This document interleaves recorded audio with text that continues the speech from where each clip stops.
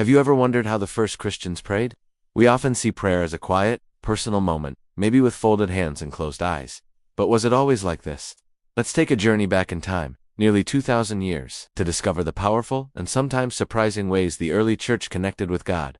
What we find might just change the way you think about prayer forever. First off, early Christian prayer was deeply rooted in Jewish tradition. Jesus and his apostles were Jewish, so their prayer life was shaped by a rich heritage of psalms, blessings, and set prayer times. The book of Acts tells us that Peter and John went to the temple at the hour of prayer, which was a regular scheduled part of their day. They didn't just pray when they felt like it. Prayer was a discipline, a rhythmic part of their daily lives, much like meals or work. They would pray in the morning, at noon, and in the evening, sanctifying their entire day. This wasn't a rigid ritual, but a way of constantly turning their hearts toward God. Another key aspect was the posture of prayer. While we might think of kneeling, the most common posture for prayer in the early church was actually standing.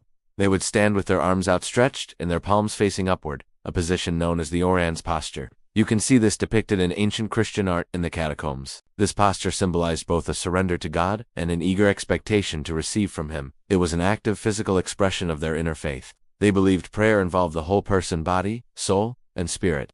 The content of their prayers was also fascinating. They prayed the Psalms constantly. The Psalms were their prayer book, covering every human emotion from deep sorrow to ecstatic joy. They also prayed the Lord's Prayer, of course, which Jesus himself taught them, but their prayers weren't just recited. Spontaneous, spirit-led prayer was a huge part of their gatherings. The Apostle Paul talks about praying in the Spirit, which included everything from heartfelt, personal pleas to a divine prayer language. It was a dynamic mix of established tradition and spontaneous personal expression. And here's something crucial. Prayer was almost always corporate. While personal, private prayer was valued. The primary context for prayer was the community. They gathered together in homes to break bread and to pray. They prayed for each other, for their leaders, and for the courage to face persecution. When Peter was in prison, the church gathered and prayed earnestly for him, and a miracle happened. Their prayers weren't just individual requests sent up to heaven.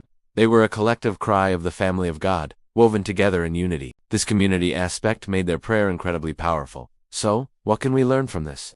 The early Christians show us that prayer can be so much more than a quiet, isolated moment.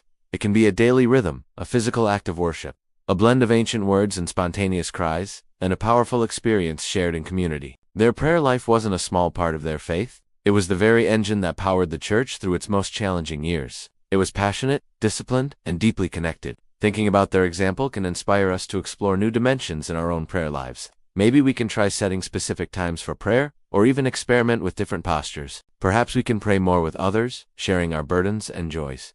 The ancient path of prayer is rich with wisdom for us today. Thank you so much for joining me on this journey into the past. If you found this interesting, don't forget to like this video and subscribe for more content that explores the depths of faith. See you in the next video.